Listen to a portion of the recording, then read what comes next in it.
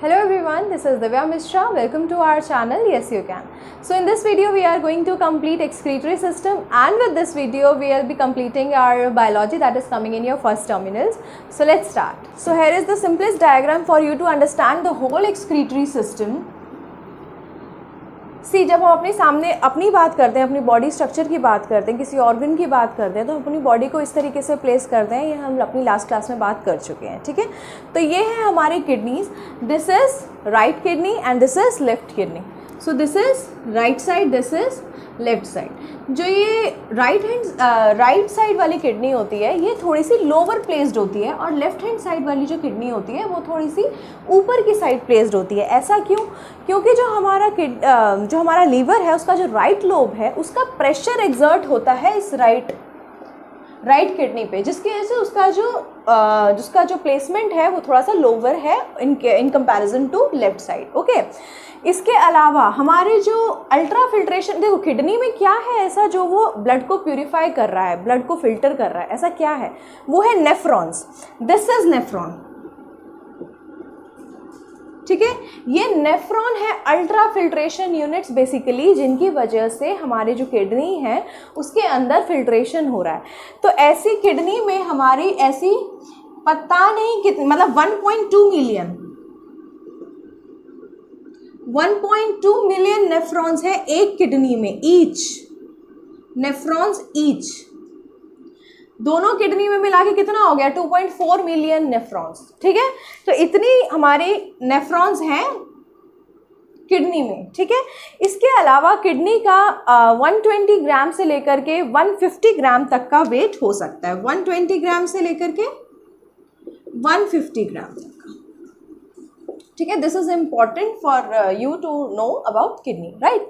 इसके अलावा हम बात कर लेते हैं अपने एक्सक्रीटरी सिस्टम पे डायरेक्ट आ जाते हैं. This is renal artery. Renal artery क्या करती है? आर्टरी का काम क्या होता है? ब्लड को हार्ट से दूर लेके जाना. ठीक है, तो रेनल आर्टरी भी वही कर रही है, हार्ट से ब्लड को लेके आ रही है. और इसमें ये कैसा ब्लड लेके आ रही है? Oxygenated blood. ऑक्सीजनेटेड ब्लड का मतलब ये नहीं होता है कि ऑक्सीजनेटेड ब्लड में सब कुछ अच्छा ही है, ऐसा नहीं है. ऑक्सीजनेटेड ब्लड मतलब कि वो ऑक्सीजन कैरी कर रही है. डीऑक्सीजनेटेड ब्लड का मतलब वो ऑक्सीजन कैरी नहीं कर रही है. तो यहाँ पे जो ऑक्सीजनेटेड ब्लड आ रहा है उसमें बहुत सारी इम्प्यूरिटीज भी हैं. तो ये किडनी में जा रही है, क्यों? ताकि वो पूरा का पूरा जो ब्लड है उसको प्यूरिफाई कर सके. और किडनी को भी तो ऑक्सीजन की ज़रूरत है, जैसे हर एक सेल को ऑक्सीजन की ज़रूरत है, वैसे किडनी भी तो सेल से ही मिलके बनी है, तो उनको भी तो ऑक्सीजन चाहिए. तो ये ऑक्सीजनेटेड ब्लड सबसे पहले आ रहा है हमारा अभी किडनी में रेनल आर्टरी के थ्रू. रेनल आर्टरी के थ्रू ब्लड आया और यहाँ पे चला गया. ठीक है, यहाँ पे हैं आपके नेफ्रॉन्स. नेफ्रॉन्स में हुआ ब्लड प्यूरिफाई.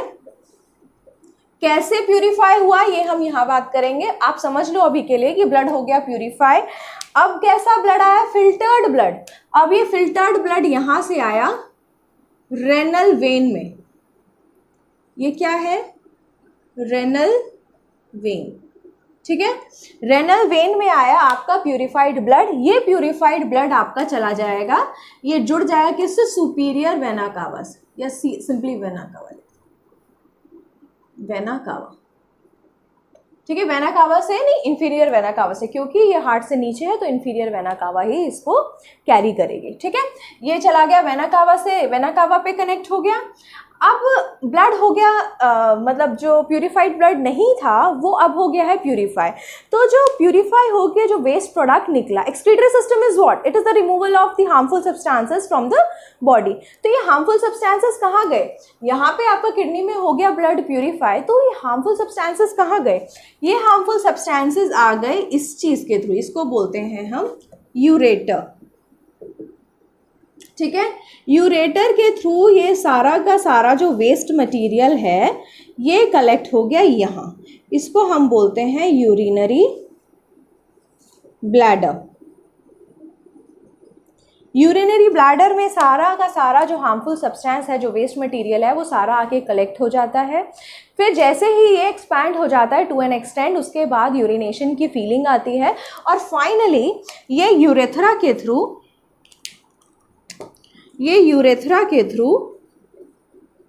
सारा का सारा जो यूरिन है वो हम अपनी बॉडी से रिमूव कर देते हैं, ठीक है। तो excretory system is so easy. How? These are the kidneys. These are the two kidneys of our body. This is right one. This is the left one. ये this is a renal artery. Renal artery से सारा का सारा oxygenated blood आता है, kidney में फैल जाता है, किडनी में फैल के नेफ्रॉन्स उसको प्यूरिफाई करते हैं। जो अब प्यूरिफाइड ब्लड है वो रेनल वेन के थ्रू चला जाता है, वेना कावा से जुड़ जाता है, फिर वो ऑक्सीजनेटेड ब्लड बनने के लिए हार्ट में उसका काम होता है। ये लास्ट क्लास में हम पढ़ चुके हैं।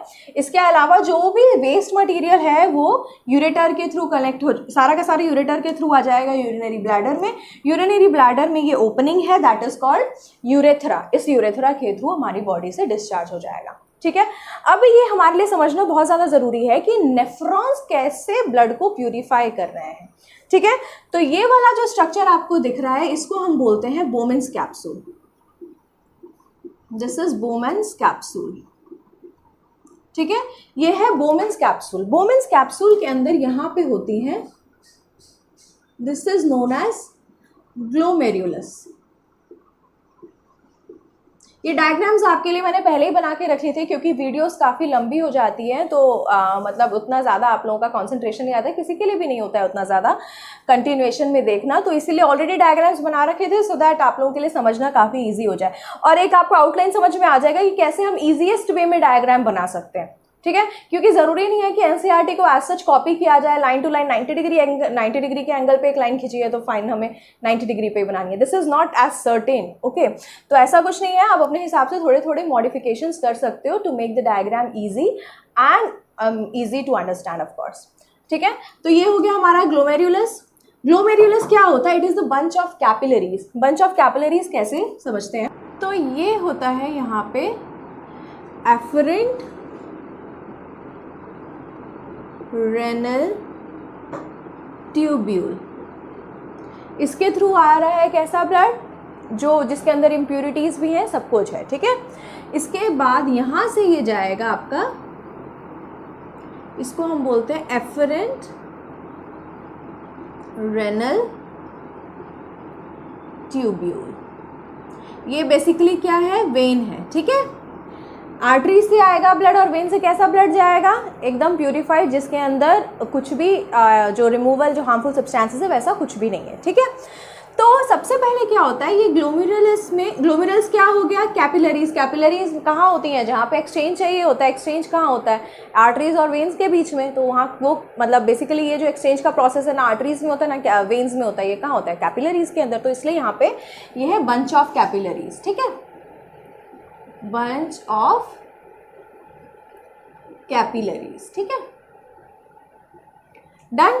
इसके बाद क्या होता है, जो यहाँ पे हमारा ब्लड आया है उसके अंदर सब कुछ है, हमारा यूजफुल सब्सटेंसेस भी है और कुछ कुछ जो हार्मफुल सब्सटेंसेस है वो भी है। तो यहाँ पे क्या होता है, ये छोटे छोटे पोर्स होते हैं, ठीक है। इनकी वजह से क्या होता है, जो यूजफुल सब्सटेंस है वो भी फिल्टर हो जाता है और साथ ही साथ जो हार्मफुल सब्सटेंस है वो भी फिल्टर हो जाता है। तो हार्मफुल सब्सटेंस तो फिल्टर हुआ तो चलो ठीक है, ये तो हमें बाहर ही निकालना है, इट्स ओके। बट उसके साथ जो यूजफुल सब्सटेंसेस हम लोगों के फिल्टर आउट हो चुके हैं तो उनको तो हमें वापस से एक्सट्रैक्ट करना पड़ेगा, क्योंकि वो तो हमारी बॉडी में यूजफुल है, उन्हें तो हमारी बॉडी की ज़रूरत है, मतलब हमारी बॉडी को उनकी ज़रूरत है। तो इसीलिए क्या है, उनका रीएब्जॉर्प्शन होना ज़रूरी है। तो क्या होता है, यहाँ पे दोनों चीज़ें आ गई हैं, यूजफुल सब्सटेंसेस भी हैं और साथ ही साथ हार्मफुल सब्सटेंसेस भी हैं, ठीक है। इसमें से हमें क्या करना है, जो हार्मफुल सब्सटेंसेस है उसे रिमूव करना है और यूजफुल सब्सटेंसेस को वापस से रीएब्जॉर्ब कर लेना है, ठीक है। इस वाले पार्ट में, ये जो पार्ट आपको दिख रहा है, इसके अंदर होते हैं छोटे छोटे सीलिया। सीलिया की मूवमेंट इस तरीके से होती है। तो ये क्या करता है, ये दोनों चीज़ों को, हार्मफुल और यूजफुल जो दोनों सब्सटेंसेस हैं, इनको ये इनवर्ड्स मूव करा देता है, ठीक है। ये दोनों चीज़ें, हार्मफुल सब्सटेंसेस भी और यूजफुल सब्सटेंसेस भी, दोनों ही यहाँ पे आ जाते हैं। अब इस वाले पार्ट को, ये जो पूरा ट्यूब्यूलर वाला पार्ट है, इस पूरे पार्ट को हम बोलते हैं ट्यूब्यूलर पार्ट ऑफ नेफ्रॉन। क्यों? देख रहे हैं ट्यूब लाइक स्ट्रक्चर है, छोटे छोटे ट्यूब्स में जा रहा है ये पूरा पार्ट, इसलिए हम इसको ट्यूब्यूलर पार्ट ऑफ नेफ्रॉन भी बोलते हैं, ठीक है। अब ये देखो, ये हार्मफुल सब्सटेंसेस और ये जो यूजफुल सब्सटेंसेस हैं, ये एक्चुअली हैं क्या क्या? ये देखो क्या क्या हो सकते हैं। ये देखो, ये अमीनो एसिड्स हो सकते हैं, ये हो सकते हैं सॉल्ट्स, ये ग्लूकोज हो सकता है, ये वाटर हो सकता है और ये साथ में ही क्या हो सकता है, आपका यूरिया। तो ये चारों सब्सटेंसेस कैसे हैं आपके? यूजफुल। और ये कैसे सब्सटेंसेस है? हार्मफुल। तो हमें इन सब को एब्जॉर्ब करना है और इसको क्या करना है? बॉडी से रिमूव कर देना है। तो यहाँ पे इस वाले पार्ट में जंक्शन में क्या होता है? यहाँ पे अमीनो एसिड्स और ग्लूकोज, इन दोनों का एक्टिव एब्जॉर्प्शन होता है। इसको सेलेक्टिव रीएब्जॉर्प्शन भी बोलते हैं। क्या बोलते हैं इसको? Selective reabsorption. यहां पे लिख देती हूँ, selective reabsorption of what? Of amino acids and glucose. ठीक है, तो इस वाले पार्ट में होता है हमारा। और देखो ये रीएब्जॉर्प्शन कैसे हो रहा है? यहाँ पे ब्लड का फ्लो होगा तब तो ये रीएब्जॉर्प्शन होगा। तो क्या हो रहा है? ये जो एफरेंट वेन होती है, इसकी एक ट्यूब जा रही है इन सब के पास, ताकि ये यहाँ पे भी सबको, ये यहाँ पे पूरे पार्ट में ये एक तरीके से समझ लो कि ये राउंड राउंड घूम रही है। क्यों?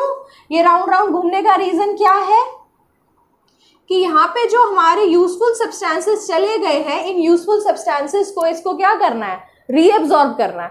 क्योंकि ब्लड का अगर फ्लो नहीं होगा तो उसे एब्जॉर्ब करने वाला कौन रहेगा? तो रेनल वेन क्या करती है? अपना पूरा एक ट्यूब जो है वो पूरे इस ट्यूब्यूलर पार्ट पे घुमा देती है, ताकि जो इसमें से सब जो हाँ यूजफुल सब्सटेंसेस है उनका हम रीएब्जॉर्प्शन कर सकें।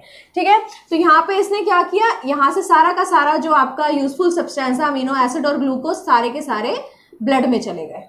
ठीक है, सारे के सारे ब्लड में चले गए। अब इसके बाद क्या क्या बच गया? यहाँ पे अमीनो एसिड का एब्जॉर्प्शन हो चुका है, ग्लूकोज का एब्जॉर्प्शन हो चुका है। तो अब ये वाला जो पार्ट है, ये जो यू शेप्ड पार्ट दिख रहा है, ये यू शेप्ड, कौन सा वाला? ये वाला पार्ट, इसको हम बोलते हैं हेनलीज लूप। हेनलीज लूप। इसमें क्या होता है? इसमें होता है सॉल्ट का और वाटर का रीएब्जॉर्प्शन। कैसे? क्योंकि ये वाला जो पार्ट है, ये काम, इसका काम है ऑस्मो रेगुलेशन करना। हेनलीज लूप में क्या होता है? Osmo regulation. ऑस्मो रेगुलेशन मतलब सॉल्ट और वाटर का बैलेंस मेंटेन करके रखना। जैसे कि ठंड के मौसम में क्या होता है, हम लोगों का जो यूरिनेशन का प्रोसेस है वो कम रहता है। क्यों? क्योंकि हमारी बॉडी को ही ज़रूरत है पानी की, स्वेटिंग में पानी की ज़रूरत है। फिर हमारी बॉडी को भी डिफरेंट डिफरेंट एक्टिविटीज़, क्योंकि बाहर का टेम्परेचर हाई है तो उसमें अपनी बॉडी को एडजस्ट करने के लिए पानी तो नॉर्मलाइज करता है हर चीज़ का, हमारी बॉडी का टेम्परेचर। ठीक है, तो इसलिए पानी की रिक्वायरमेंट हमारी बॉडी में गर्मी में ज़्यादा हो जाती है। तो पानी का एब्जॉर्प्शन यहाँ काफ़ी ज़्यादा होता है, मतलब हेनलीज लूप में। ठीक है, क्योंकि बॉडी को जरूरत है, ज्यादा से ज्यादा पानी का एब्जॉर्प्शन करेगा। अब ठंड में क्या होता है? हमारी बॉडी को उतनी पानी की जरूरत नहीं है, इसीलिए एक्टिव यूरिनेशन होता है ठंड में। क्योंकि हमारी बॉडी को पानी की जरूरत नहीं है तो ये पानी का एब्जॉर्प्शन क्या करता है? ज्यादा नहीं करता, तो सारा का सारा पानी चला जाता है हमारे यूरिनेशन में ही। ठीक है, तो इसीलिए ये पार्ट जो है ये बहुत इंपॉर्टेंट है, एग्जाम में भी आता है कि ऑस्मो रेगुलेशन हमारी बॉडी में कहाँ होता है, तो ये हेनलीज लूप में होता है। ठीक है, तो यहाँ पे आपका सॉल्ट भी हो गया, वाटर भी हो गया। तो जो बचा कुचा सब्सटेंस है, बचा कुचा सब्सटेंस क्या क्या होगा? अच्छा, यहाँ पे किस चीज़ का एब्जॉर्प्शन कर लिया है इसने? ब्लड में क्या क्या चला गया है? सॉल्ट चले गए हैं और वाटर भी चला गया है। तो बचा कुचा वाटर और क्या बच गया? यूरिया। ये है आपकी मेन डक्ट। मेन डक्ट में सारा का सारा वाटर और यूरिया कलेक्ट हो जाता है। ये नेफ्रॉन्स, अब ऐसे बहुत सारे नेफ्रॉन्स से आएगा, ये यहाँ पे मल्टीपल नेफ्रॉन्स से आएगा। जैसे मैंने आपको एक नेफ्रॉन का स्ट्रक्चर दिखाया ना, ऐसे बहुत सारे नेफ्रॉन्स है, 1.2 मिलियन नेफ्रॉन्स है एक किडनी में। ठीक है, तो ये सारा का सारा एक मेन डक्ट में कलेक्ट होगा। ये मेन डक्ट जुड़ जाएगी आपकी यूरेटर से। ये यूरेटर से सारा का सारा ब्लड आ जाए, जो यूरिन है वो सारा का सारा कलेक्ट हो जाएगा यूरिनरी ब्लैडर में और यूरेथ्रा के थ्रू बॉडी से डिस्चार्ज हो जाएगा। ठीक है, तो ये एक्सक्रीटरी सिस्टम आप लोगों को समझ में आ गया। कुछ भी नहीं है इसके अंदर।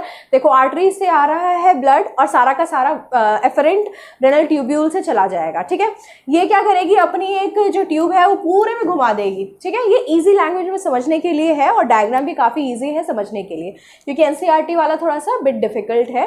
तो ये सारी की सारी अपनी एक ट्यूब पूरे जो ट्यूब्यूलर पार्ट है उसमें चला देगी। क्यों? इसलिए चला देगी क्योंकि उसमें से उसको जो यूजफुल सब्सटेंस है उनको एब्जॉर्ब करना है। ठीक है, सारा का सारा उसने जितने भी इंपॉर्टेंट सब्सटेंसेस थे जैसे amino acid, salts, glucose, water, ये सबको एब्जॉर्ब कर लेगी। यहाँ पे करेगी सेलेक्टिव रीएब्जॉर्प्शन और यहाँ पे करेगी ऑस्मो रेगुलेशन। ठीक है, तो ये सारा का सारा जो इंपॉर्टेंट सब्सटेंस है उसको एब्जॉर्ब कर लेगी, और जो बचा कुछ सॉल्ट हो, आई मीन वाटर और यूरिया होगा। यूरिया बहुत ज़्यादा हार्मफुल सब्सटेंस है, इसको ऐसे ही बॉडी से डिस्चार्ज नहीं किया जाता, तो इसको वाटर के साथ ऐड करके डिस्चार्ज किया जाता है, क्योंकि इसको बॉडी से डिस्चार्ज करने का प्रोसेस बहुत ज़्यादा इचिंग क्रिएट कर सकता है, इसीलिए, और ये हार्मफुल भी है, तो इसका बहुत ज़्यादा कंसनट्रेटेड वे में इसको बॉडी में स्टोर करना is not that good, it's harmful. So उसको वाटर के साथ वाटर के साथ ऐड करके उसको मेन डक्ट से चला जाता है सारा का सारा यूरेटर में, यूरेटर से यूरिनरी ब्लैडर, यूरेथ्रा से बॉडी से रिमूव हो जाता है, ठीक है। तो ह्यूमन बीइंग का जो एक्सक्रीटरी सिस्टम है is over, and now we are coming to plants. Plants में बहुत ज़्यादा पढ़ने के लिए एनसीईआरटी में कुछ भी नहीं दे रखा है, बट दो चार चीज़ें जो इंपॉर्टेंट है वो मैं आपको ओरली बता देती हूँ। जो प्लांट्स का एक्सक्रीटरी सिस्टम है उसमें कुछ भी नहीं है, बट हमें ये तो पता है कि जो प्लांट्स हैं वो फोटोसिंथेसिस करते हैं, तो एयर का एक्सचेंज होता है उनमें, फिर उनके अंदर जो डेड लीव्स होती है वो अपनी बॉडी से बाहर निकालते हैं, मतलब विल्टिंग ऑफ लीव जिसको बोलते हैं हम। तो ड्राई लीव्स क्या है, उनके लिए वेस्ट ही तो है, क्योंकि वो तो अब नहीं कर सकते, क्योंकि वो पत्ते सूख चुके हैं, तो अब वो ना फोटोसिंथेसिस कर सकते हैं ना कुछ कर सकते हैं, तो उस प्रोसेस को भी निकालने को क्या बोलते हैं, विल्टिंग ऑफ लीव्स। तो वो भी एक अपनी बॉडी से वेस्ट को डिस्चार्ज करने का तरीका है। फिर रेजिन्स, टेनिन और गम्स की फॉर्म में भी, मतलब ये क्या है, इनके वेस्ट प्रोडक्ट्स हैं, ये वेस्ट प्रोडक्ट्स भी वो अपनी बॉडी से डिस्चार्ज करते हैं। कैसे, जैसे प्लांट को कहीं कट लग जाता है मान लो, तो आपने देखा होगा वाइट कलर का सब्सटेंस वो रिलीज कर रहा है, कभी कभी पत्तों के एंड में भी दिखता है, मतलब पत्ते अगर तोड़ेंगे तो जो स्टेम सी लगी होती है उसके अंदर भी आपको दिखेगा वाइट कलर का सब्सटेंस, तो वो सब उसका वेस्ट प्रोडक्ट है। वो सारा वेस्ट प्रोडक्ट वो अपनी बॉडी से रिलीज कर देते हैं। और बॉडी, अगर जो प्लांट का सेल होता है उसका सारा जो वेस्ट प्रोडक्ट होता है वो उसके वैक्यूल्स में स्टोर किया जाता है, ठीक है। फिर वो क्या होता है, वो कैसे हटेगा, जब प्लांट को हम काट देंगे तो वो पार्ट उसका हट जाएगा, ठीक है। तो प्लांट्स के लिए कुछ भी खास पढ़ने के लिए नहीं है, बस आपको ये पता होना चाहिए कि प्लांट्स का जो वेस्ट प्रोडक्ट है वो किस फॉर्म में होता है, तो कहाँ स्टोर होता है, that is vacuoles, cellular vacuoles में, और इसके कुछ वेस्ट प्रोडक्ट्स के नाम पता होने चाहिए, that is resins, tannin and gums, ठीक है। तो that's all for plants. So that's all for today's lecture. Hope you like the video and don't forget to subscribe my channel.